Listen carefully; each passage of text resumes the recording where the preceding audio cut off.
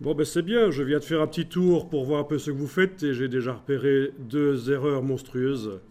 C'est une bonne chose parce que ça veut dire que vous allez apprendre des choses. Quelle erreur? J'en ai vu un qui fait une ombre projetée alors qu'on est dans un décor où...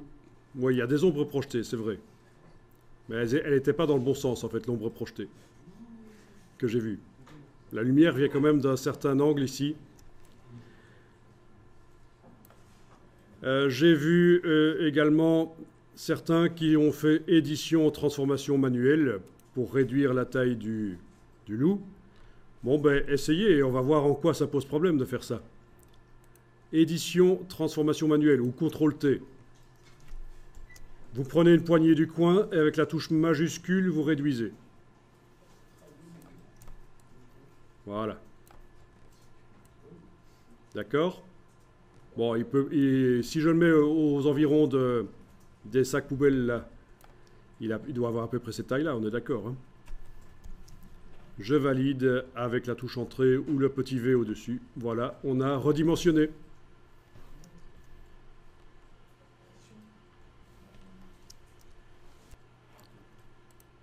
Bien.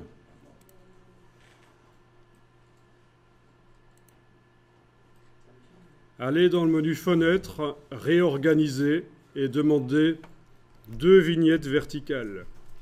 Menu Fenêtre, réorganiser, deux vignettes verticales. Normalement, ça devrait vous mettre chaque image côte à côte. Alors, on va zoomer sur l'image originale du loup qui est là. Vous allez zoomer sur l'image originale du loup, sur ses yeux par exemple, sur ses dents. Voilà. Et vous allez faire la même chose dans l'image du décor.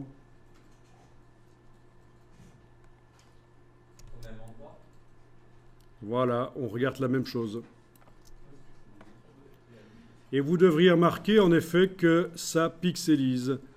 On a perdu des pixels, on a réduit le loup dans le décor et le nombre de pixels a été diminué.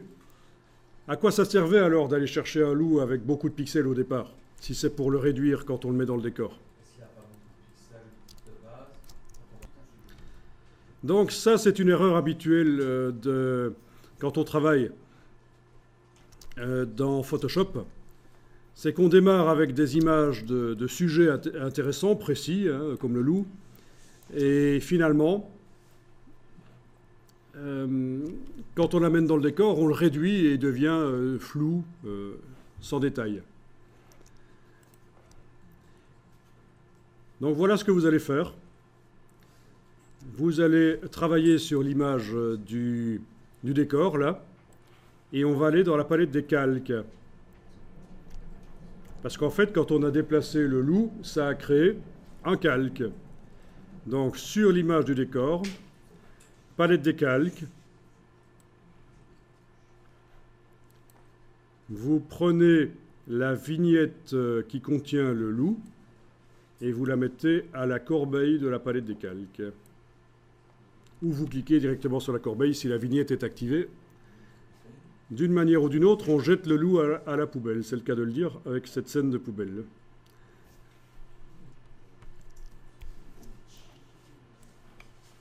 Donc vous avez dû réduire le loup parce qu'il avait trop de pixels quand vous l'avez amené dans le décor. Mais il faut réfléchir autrement. C'est pas le loup qui avait trop de pixels, c'est le décor qui n'avait pas assez de pixels. Donc ce qu'on va faire maintenant, c'est multiplier les pixels dans le décor. Comme ça, quand j'amène le loup, il sera plus petit. Alors on y va. Image, taille de l'image. Alors, dans la boîte taille de l'image, qui se présente un peu différemment chez vous sans doute,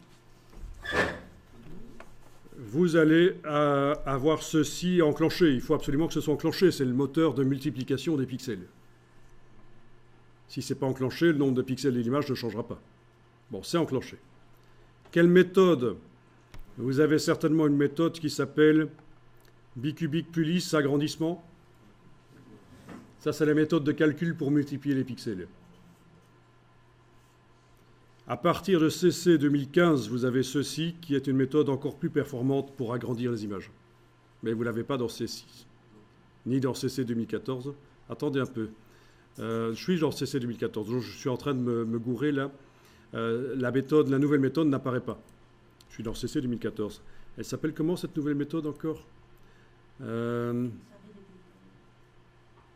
C'est à partir de CC 2014 alors qu'elle est là.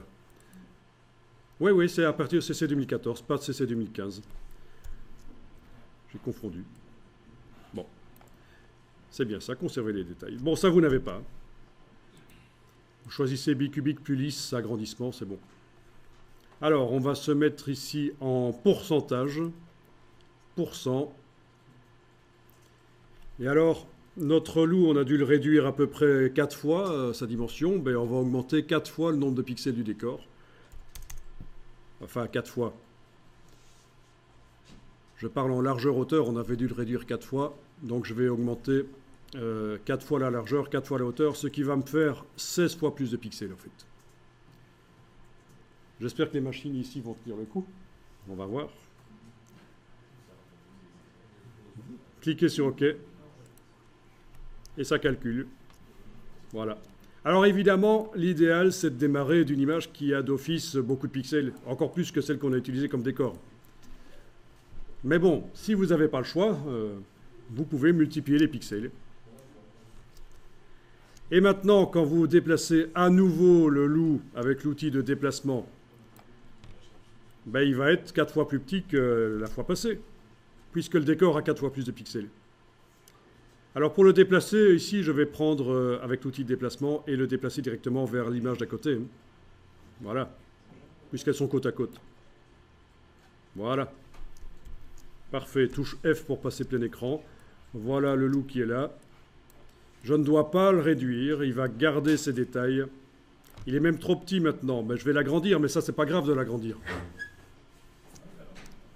C'est pas grave de l'agrandir. Enfin, ça, c'est un louveteau. Hein. À côté de la voiture, quand on le met là, c'est un louveteau, évidemment. Enfin, ça dépend où vous le mettez aussi. Hein. Si vous le mettez plus loin sur le trottoir, il apparaît plus grand. En comparaison de la moto, c'est logique. Hein. Plus il va être loin dans la perspective, plus il va grossir, en fait. Hein. Plus il va être proche dans la perspective, plus il va avoir l'air d'être minuscule. Là, c'est un chien mexicain, là, par exemple. Hein. D'accord, c'est le principe. Hein. Le nombre de pixels ne change pas, mais on a l'illusion qu'il change de dimension, suivant qu'on le met proche de l'appareil photo ou loin. Bon, mais si moi je veux le mettre à côté des poubelles, ben je le mets à côté des poubelles, je fais une transformation manuelle, CTRL-T, et je l'agrandis, avec la touche majuscule, voilà. Donc agrandir, multiplier les pixels du loup, c'est pas grave. C'est même bien, ça va faire réapparaître du détail. Parfois.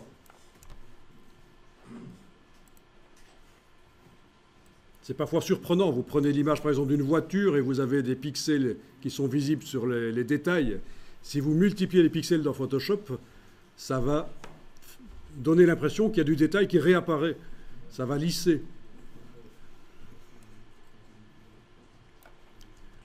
Voilà, c'est bien ça. Eh bien, vous allez enregistrer le décor, mais évidemment, il faut l'enregistrer au format Photoshop, il n'y a pas le choix. Et je vais peut-être indiquer, changer le nom. Format Photoshop, évidemment. Je vais indiquer directement un incrément, c'est-à-dire un numéro à la fin du nom, vous voyez, parce que je compte l'enregistrer plusieurs fois en changeant le nom. Donc, format Photoshop, il n'y a pas le choix puisqu'il y a un calque.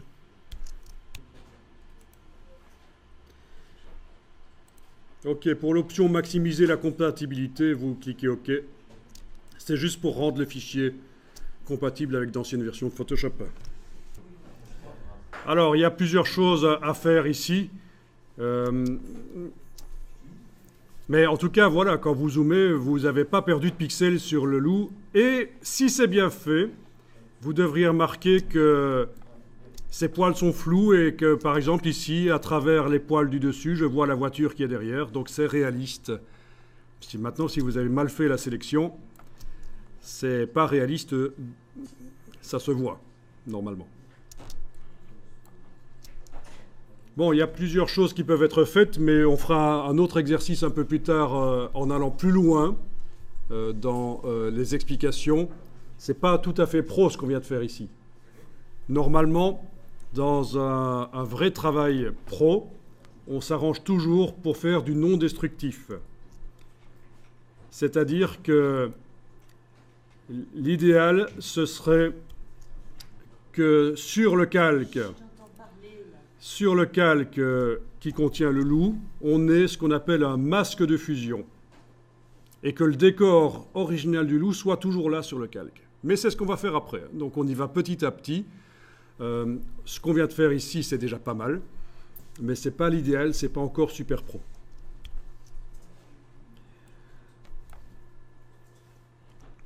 Alors, vous allez pouvoir tester la multiplication des loups. Ben oui. Vous allez dupliquer le calque. Prenez la vignette du calque, amenez-la sur le bloc de feuilles. Vous avez une copie du loup. D'accord ? Le calque 1, vous allez double-cliquer sur son nom et vous allez l'appeler backup. Ça va être ma copie de sécurité. Et on va enlever l'œil en face.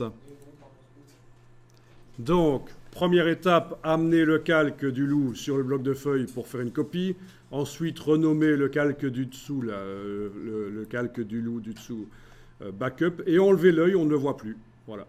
Et on travaille sur la copie. Bon.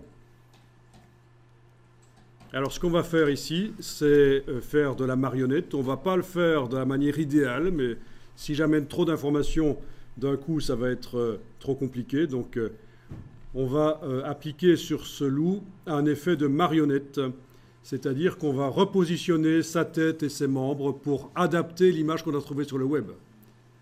Ça, c'est intéressant. Et pour ça, vous allez dans le menu Édition, Déformation de la marionnette. Voilà. Donc, vous avez un filet qui arrive sur le loup. Je vais faire exprès d'oublier quelque chose ici, comme ça, vous allez voir que si on oublie de faire quelque chose quand on travaille sur des objets à bord flous, on a des problèmes. Alors, on est censé ici mettre des punaises. Par exemple, je mets une punaise dans la fesse du loup ici, et une au bout de la patte. Voilà. Les punaises, on peut les enlever, si on les a mises au mauvais endroit, en enfonçant la touche Alt et en cliquant sur la punaise. Ça l'enlève. Et on peut les la repositionner où on veut ailleurs. D'accord ? Donc faites ça, mettez une punaise sur la cuisse du loup et sur l'extrémité de la patte. Et faites ça pour toutes les parties importantes du loup. Je vais le faire ici rapidement, comme ça vous voyez.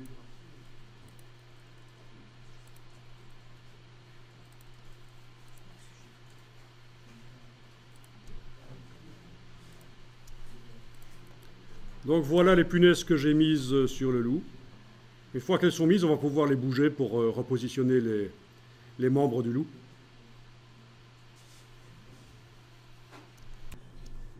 Alors une fois que vous avez mis les punaises, il faut les bouger.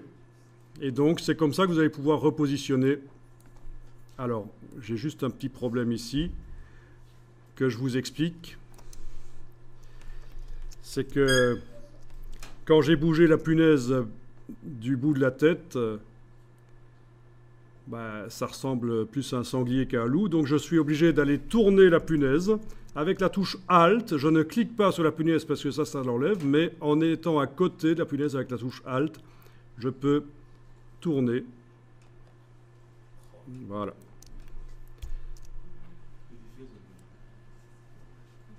Voilà, on est censé donc repositionner, mais on ne va pas aller vraiment plus loin ici parce que c'est un peu foireux ce qu'on a fait ici.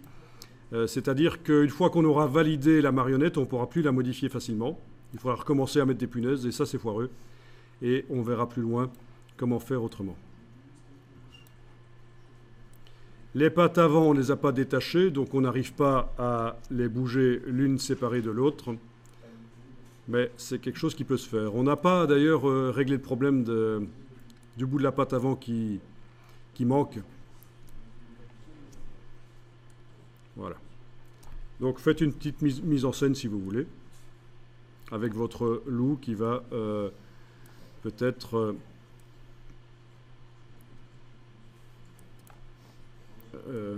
interagir avec les sacs poubelles en montant dessus par exemple.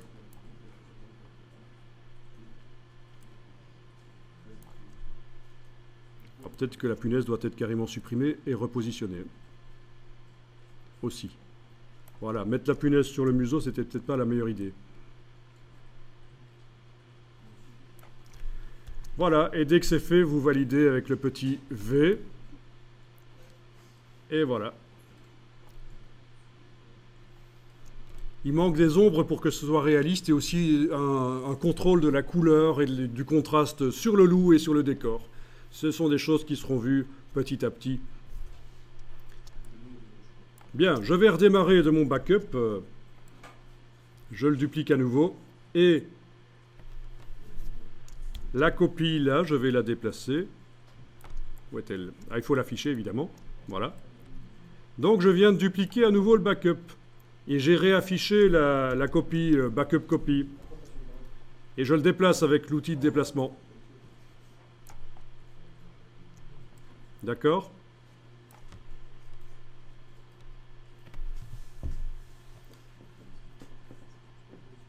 Ne faites pas de loups qui font des cochoncetés. Hein.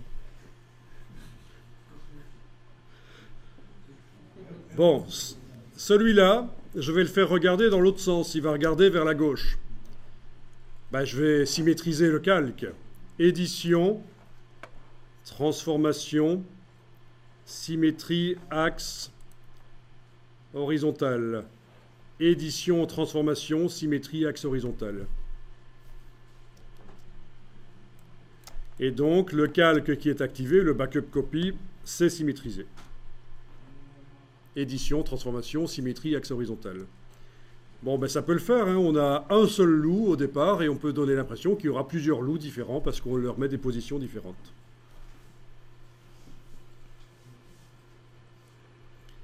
Et là, vous pouvez marionnetter si vous voulez. Également.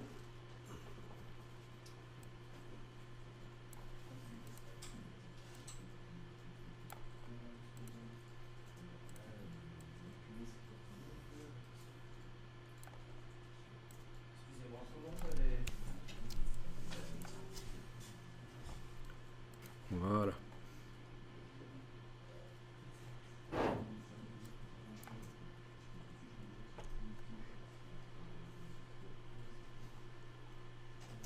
Amusant ça.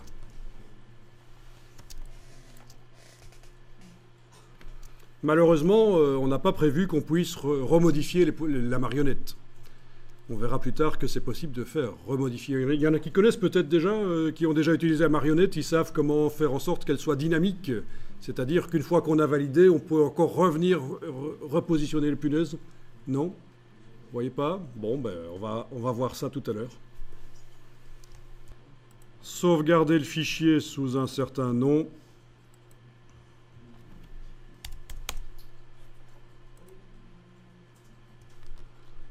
C'est-à-dire que j'ai enregistré en changeant le numéro à la fin, par exemple ici.